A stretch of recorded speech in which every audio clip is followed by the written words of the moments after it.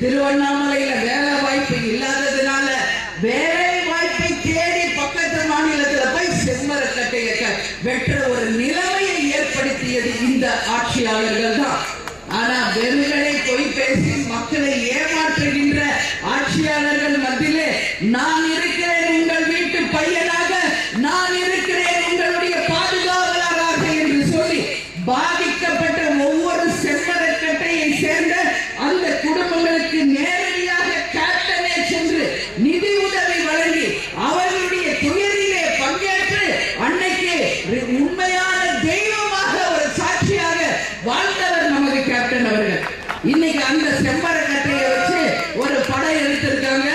என்ன படம்? புஷ்பா 1 புஷ்பா 2 சொல்லி. ஆனா உண்மையான புஷ்பா நம்ம கேப்டன்.